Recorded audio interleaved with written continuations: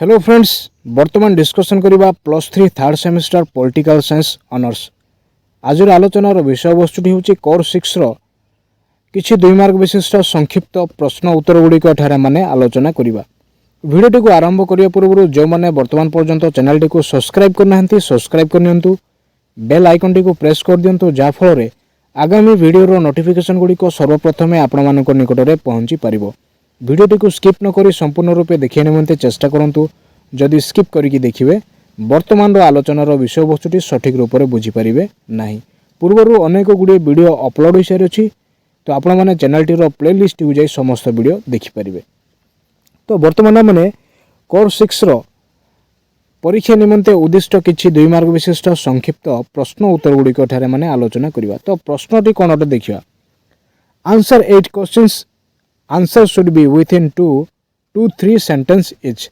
तो एठारे 9 गोटी प्रश्न दिया जायछि। तो 9 गोटी प्रश्न मध्यरु 8टी प्रश्नर उत्तर एठारे लिखिबा को पड़िଥାଏ। तो प्रत्येक प्रश्न 2 किंबा 3टी वाक्य रे उत्तर प्रदान करिया निमंते एठारे कुआ जायछि। तो प्रथम प्रश्नटी कोन अटे देखिबा।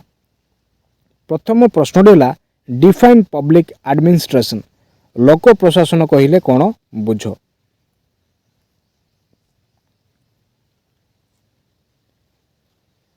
जो संस्था माध्यम सरकारी आईन को कार्यकारी कराई फलप्रद कराई पारिथांती ताहाको कोन कुआ जाय ना लोक प्रशासन कुआ जाय थाए।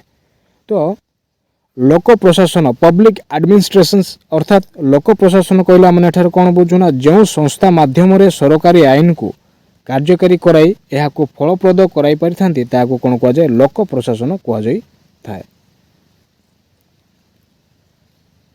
परवर्ती प्रश्नटी कोन अटे। परवर्ती प्रश्नटी होची Who were the initial great theorists of public administration? केउ माने लोक प्रशासन रो प्रारंभिक श्रेष्ठ तत्वविद थिले।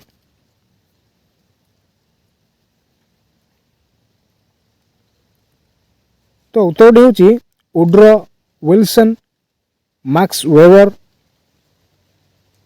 मेरी पारेकर, फोलेट, वालो, लूथर गुलिक आदि कौन थे ना लोक प्रशासन प्रारंभिक श्रेष्ठ तत्वविद थिले।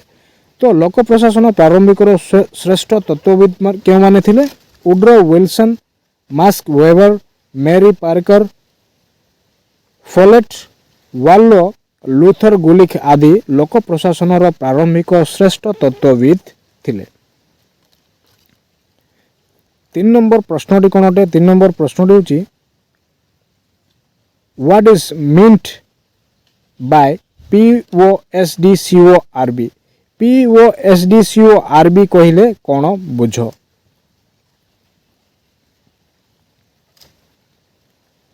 लोक प्रशासन परिसर संबंध में लूथर गुलिक योजना पी संगठित करिबा वो कर्मचारी नियुक्ति एस निर्देश देवा डी अर्थात डायरेक्शन समन्वय स्थापन सीओ विवरणी प्रदान आर एवं आय व्ययर अटकल प्रस्तुति बी भाव दर्शाई थिले। तो संपूर्ण रूप से यह माने कि भली भाव लिखि परिबा। तो यह माने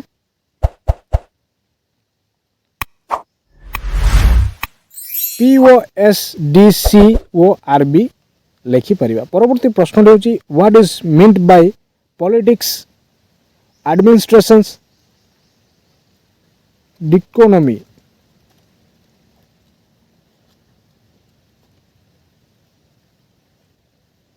प्रश्न होची what is meant by politics administration dichotomy. दुई भाग विशिष्ट राजनीतिक प्रशासन कहिले कोन बुझो।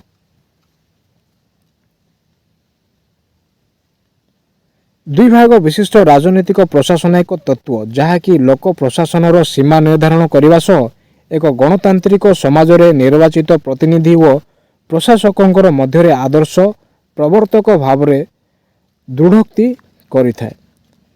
तो दुई भाग विशिष्ट राजनीति प्रशासन कहले आमने कौन बुझू। दुई भाग विशिष्ट राजनीति प्रशासन एक तत्व अटे जहाँकि लोक प्रशासन सीमा निर्धारण करने सह एक गणतांत्रिक समाज रे निर्वाचित प्रतिनिधि ଓ ପ୍ରଶାସକଙ୍କ ମଧ୍ୟରେ ଆଦର୍ଶ ପ୍ରବର୍ତ୍ତକ ଭାବରେ ଦୃଢ଼ୋକ୍ତି କରିଥାଏ। ପରବର୍ତ୍ତୀ ପ୍ରଶ୍ନଟି କ'ଣ ଅଟେ? ପରବର୍ତ୍ତୀ ପ୍ରଶ୍ନଟି ହେଲା give two similarities between public administration and private administrations। ସରକାରୀ ଓ ବେସରକାରୀ ପ୍ରଶାସନ ମଧ୍ୟରେ ରହିଥିବା ଦୁଇଟି ସମାନତା ସମ୍ବନ୍ଧରେ ଦର୍ଶାଅ। ଲୋକ ପ୍ରଶାସନ ଓ ବେସରକାରୀ ପ୍ରଶାସନ ଉଭୟ ହିସାବ ରଖିବା, ନିୟନ୍ତ୍ରଣ କରିବା, ତତ୍ତ୍ୱାବଧାନ କରିବା ଆଦି ଗୁଣ ସମ ପରିମାଣରେ ରହିଥିବା ଯୋଗୁଁ ଉଭୟ ଏକ ପ୍ରକାରର କୌଶଳ ଦେଇ ପ୍ରଶାସନିକ କାର୍ଯ୍ୟ ସମାହିତ କରିଥାନ୍ତି। ତ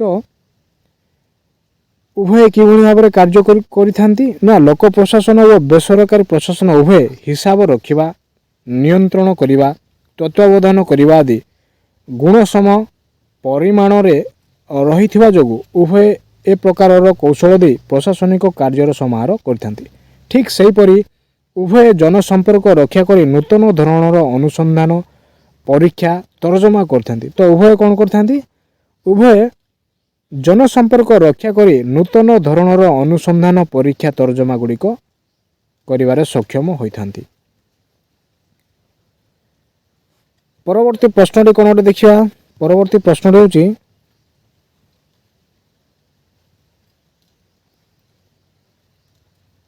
define innovation as explained by Peter Drucker।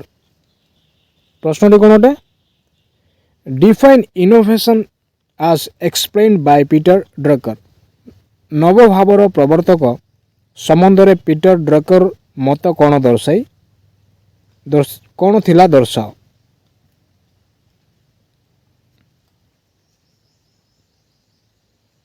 Peter ଡ୍ରକର ନବବାଦର 7 ଗୋଟି ଉତ୍ସ ସମ୍ବନ୍ଧରେ ଦର୍ଶାଇଥିଲେ। ତ ପିଟର ଡ୍ରକର କ'ଣ କରିଥିଲେ ନା ନବବାଦର 7 ଗୋଟି ଉତ୍ସ ସମ୍ବନ୍ଧରେ ସେ ଦର୍ଶାଇଥିଲେ। ଏହି 7 ଗୋଟି ଉତ୍ସ ମଧ୍ୟରୁ ପ୍ରଥମ 4ଟି ଶିଳ୍ପ କାରଖାନା ଓ ଶେଷ 3ଟି ହେଉଛି ପାରିବେଶିକ ସମାଜ ସମ୍ବନ୍ଧରେ ଦର୍ଶାଇଥିଲେ। ତ ଉତ୍ତରଟି ଏଠାରେ ମାନେ କ'ଣ ଦେଖୁଛେ ନା ପିଟର ଡ୍ରକର ନବବାଦର 7 ଗୋଟି ଉତ୍ସ ସମ୍ବନ୍ଧରେ ସେ ଦର୍ଶାଇଥିଲେ। ତ 7 ଗୋଟି ଉତ୍ସ ମଧ୍ୟରୁ 4 ଗୋଟି ହେଉଛି ଶିଳ୍ପ କାରଖାନା ଓ ଶେଷ 3ଟି ହେଲା ପାରିବେଶିକ ସମାଜ ସମ୍ବନ୍ଧରେ ସେ ଦର୍ଶାଇଥିଲେ। ପରବର୍ତ୍ତୀ ପ୍ରଶ୍ନଟି କ'ଣ ଅଟେ? ପରବର୍ତ୍ତୀ ପ୍ରଶ୍ନଟି ହେଉଛି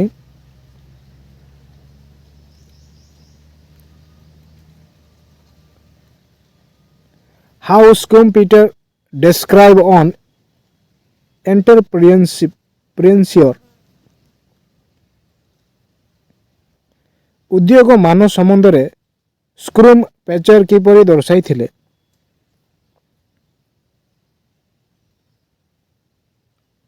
ସ୍କ୍ରୁମ୍ପେଟରଙ୍କ ମତରେ ଉଦ୍ୟୋଗବାଦ ହେଉଛି ଏକ ବିକାଶଶୀଳ ଅର୍ଥନୀତିକ ବ୍ୟବସ୍ଥାରେ ନବବାଦର ଅଭ୍ୟୁଦୟ ମାଧ୍ୟମରେ ପୁରାତନ ବ୍ୟବସାୟର ସ୍ଥାନ ନୂତନ ବ୍ୟବସାୟକୁ ସ୍ଥାନ ଦେଇପାରିବ। ତ ସ୍କ୍ରୁମ୍ପେଟରଙ୍କ ମତରେ ଉଦ୍ୟୋଗବାଦ ହେଉଛି ଏକ ବିକାଶଶୀଳ ଅର୍ଥନୀତିକ ବ୍ୟବସ୍ଥା ଯାହାକି ନବବାଦର ଅଭ୍ୟୁଦୟ ମାଧ୍ୟମରେ ପୁରାତନ ବ୍ୟବସାୟ ସ୍ଥାନର ନୂତନ ବ୍ୟବସାୟକୁ ସ୍ଥାନ ଦେଇପାରିବ। ତାଙ୍କରି ମତରେ ଉଦ୍ୟୋଗବାଦ ହେଉଛି ଏକ ନବ ପ୍ରବର୍ତ୍ତକ ଓ ନୂତନ ଚିନ୍ତାଧାରା ବସ୍ତୁ ଯାହାକି ପୁଞ୍ଜିବାଦୀ ଅର୍ଥନୀତି ଉପରେ ଆଧାରିତ ରହିଥାଏ।